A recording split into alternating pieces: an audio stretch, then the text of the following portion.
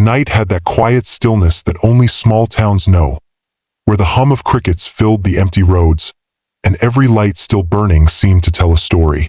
Inside the little diner on the outskirts of town, the overhead bulbs buzzed faintly, casting a golden haze over the linoleum floors and red leather booths. It was late, close to closing time, and the only sound was the gentle scrape of a spoon against a ceramic mug. Eli Ward sat at the counter, shoulders broad beneath a worn denim shirt, hat resting beside his arm. His coffee had gone cold, but he didn't seem to notice. He'd been staring at the same dark liquid for minutes, maybe longer, his eyes far away. He was a man who carried silence the way others carried conversation. The kind of man who didn't need to say much. His quiet said enough that he came to the diner every evening, right before closing, like clockwork. Always ordered the same thing: biscuits, gravy, and black coffee. Never asked for seconds. Never stayed to chat. Sometimes, if the jukebox was playing an old country song, he'd linger for one more verse before heading out into the night. Folks in town said he'd been that way ever since his wife died 3 years back. Said he worked his land until the sun went down just to keep from thinking about the empty house waiting for him. Behind the counter, Grace Martin wiped down the last of the tables, her apron dusted with flour. She was the cook, though most people never saw her outside the kitchen. Shy as a church mouse, they called her. Kind heart, good cook, but always hiding behind those swinging kitchen doors. She'd spent most of her life there, listening to others talk, laugh, love. While she stirred soups and baked pies she never had the courage to share with anyone but the customers. But tonight, she needed courage. Her sister had called that morning, giddy as ever, to remind her of the annual fall festival. Everyone's going to be there, she'd said. Even Mark. Grace had nearly dropped the phone at the mention of his name. Mark. The man who once told her she'd be perfect if only she spoke more, laughed more, was more. He'd moved on to someone who did all those things effortlessly. And now, apparently, he was bringing his new girlfriend to the festival. Grace had spent all day trying to tell herself it didn't matter. But by closing time, she was pacing the kitchen, apron twisting in her hands, heart pounding with a wild idea she couldn't quite believe she was considering. She peeked out through the past window. Eli was still there, quiet, unmoving. Like the night itself had settled around him. He wouldn't say yes, she thought. He's too proud, too private. But something about him, the steadiness, the gentleness that came through in the way he said thank you after every meal, gave her a strange kind of courage. Maybe because she could tell he was lonely too.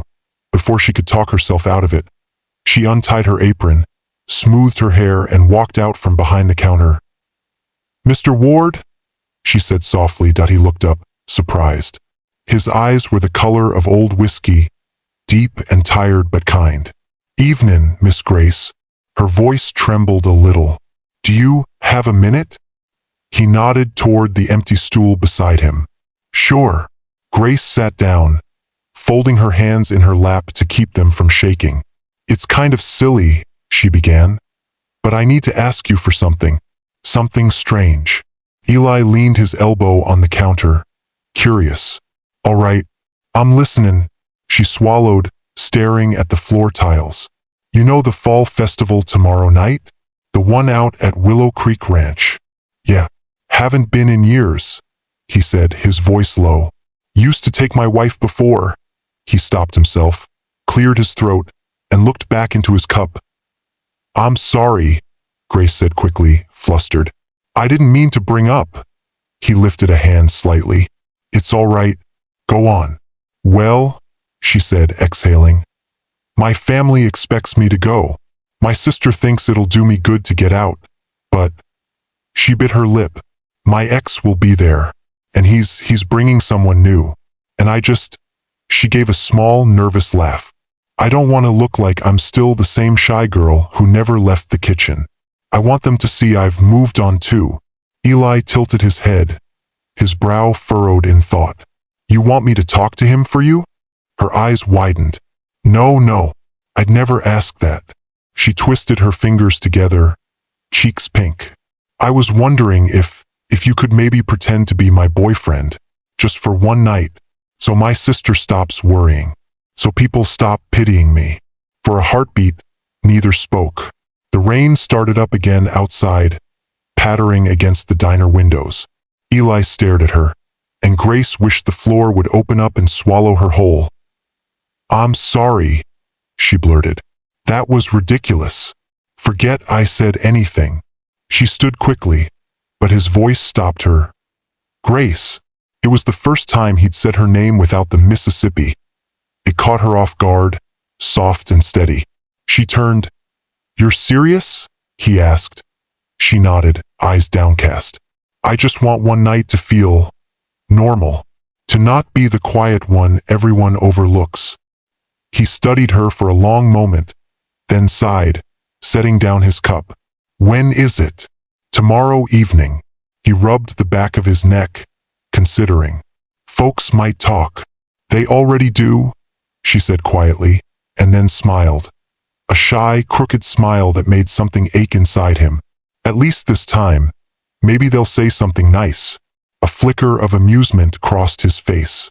"You sure you want me for the part? Not exactly the charming type." "You're kind," she said softly, "and steady. That's all I need." He stared at her, the corner of his mouth lifting in the faintest smile. "All right, I'll do it." Grace blinked, unsure she'd heard right. "Really?" "Sure," he said, "but only on one condition." "What's that?" "I get one of your pies. The apple one." Her laughter broke free before she could stop it, soft and bright in the quiet diner. "Deal," she said, smiling for real now. "You can have the whole pie." He nodded, standing and pulling his hat back on. "Then I'll see you tomorrow night, Miss Grace." "Grace," she corrected without thinking, then blushed as he smiled. One of those rare, unguarded smiles that changed his whole face and tipped his hat. "Good night, Grace." She stood by the window long after he'd gone, watching the rain ripple across the parking lot, her reflection ghosting against the glass. She'd done something she'd never thought she could. She'd asked for what she wanted. Tomorrow, she'd have to face the stares, the whispers, the memories of everything she'd once been too afraid to confront. But tonight, for the first time in a long time, she felt something like excitement. Somewhere out there in the rain, a lonely rancher was driving home with a faint smile on his face, thinking about a shy cook who'd asked him to pretend for one night. And maybe, just maybe, it wouldn't feel like pretending at all. The air at the Willow Creek Fall Festival shimmered with light and laughter. Strings of golden bulbs hung from wooden poles, casting a warm glow over the fairgrounds. Country music spilled from the bandstand, the notes weaving through the scent of kettle corn, roasted corn, and cinnamon sugar. The Ferris wheel turned slow and steady against the night sky, and children darted between booths with sticky candy apples in hand. Grace stood near the entrance, clutching her shawl tight around her shoulders. Her breath fogged in the cool air as she scanned the crowd. Every nerve in her body buzzed with nerves and disbelief. She still couldn't believe she was doing this. The soft blue dress she wore was one she hadn't dared to take out of the closet in years. Simple, modest, but beautiful in its own quiet way. Her sister had always told her she hid too much of herself. Tonight, she wanted to be seen. And then, through the crowd, she saw him. Eli warned that he was walking toward her, his hat tilted low, his boots catching the light with every step. He wore a dark denim shirt that fit across his broad shoulders, and his jaw was freshly shaven, though he still had that weathered look of a man who lived under the sun. People turned to look as he passed. He had that rare kind of presence, steady, grounded, unhurried, that drew eyes without demanding them when he reached her. He stopped and smiled just enough to soften the edges of his rugged face. "You clean up nice, Miss Grace," he said quietly. Her lips parted, but for a second she couldn't find her voice. He looked so different from the man who sat silent in the diner, alive, almost radiant under the lights. "So do you," she managed finally. Her cheeks warming, he offered his arm, and she took it, her fingers brushing the soft leather of his sleeve. The contact sent a jolt of warmth through her, and for a brief, dizzy moment she forgot that this was just pretend. They walked into the heart of the festival together. Heads turned, whispers followed. Grace's sister, Lily, spotted them first, her eyes widening, then lighting up in delight. Grace's ex-boyfriend, Mark, stood near the pie stall with his new girlfriend, the one who always wore red lipstick and a smile that said she belonged everywhere. He froze mid-laugh when he saw them, his hand dropping from the woman's waist. Grace straightened her back and smiled. "They're looking," she whispered. Eli's arm tensed slightly beneath hers. "Let them," he said, his tone even. They strolled past the booths, laughing softly, sharing small talk about the games and the smells of fried dough and cider. It was surprisingly easy, the conversation, the rhythm between them. Eli wasn't one for big words, but his silences were comfortable. Every so often he'd glance down at her, and his eyes held that quiet warmth she'd always noticed from across the counter at the diner. When her sister approached, bright-eyed and beaming, Grace felt her stomach twist. "Grace, and who's this?" Lily asked, pretending not to know, though her gaze lingered curiously on Eli. "This is Eli Ward," Grace said, her voice calm but trembling beneath the surface. "We've been seeing each other." Eli nodded politely. "Ma'am," he said, tipping his hat. "Good to meet you." Lily grinned. "So you have been keeping secrets." "About time, Grace." Grace felt her face flush, but before she could answer, Eli slipped an arm gently around her shoulders, just enough to make it look natural. "She keeps plenty of good things to herself," he said in that smooth, low drawl. "Guess I'm one of the lucky ones she decided to share." Her sister's smile faltered for a second, as if she couldn't quite tell whether he was teasing or serious. Grace bit her lip to hide a smile. When they walked away, Eli leaned down just enough to whisper near her ear. "That convincing enough?" Grace glanced up at him, eyes bright. "You're better at this than I thought you'd be." He chuckled softly. "Don't tell anyone. Might ruin my reputation." They wandered toward the dance floor where couples swayed beneath the string lights. The band was playing something slow and sweet, a song about second chances and late love.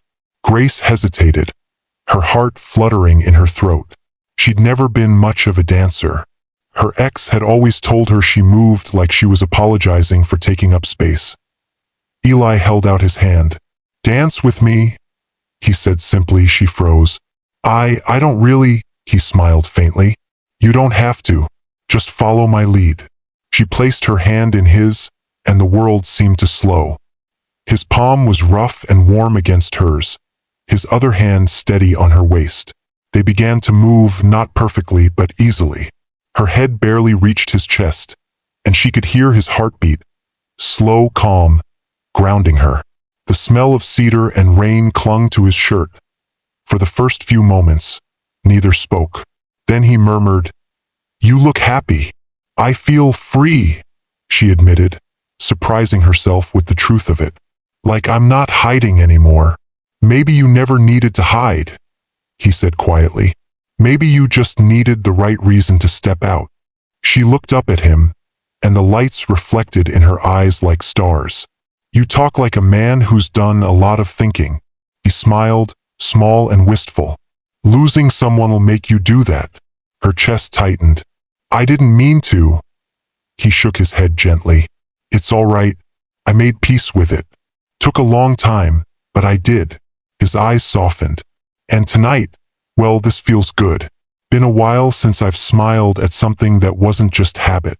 Something inside her melted.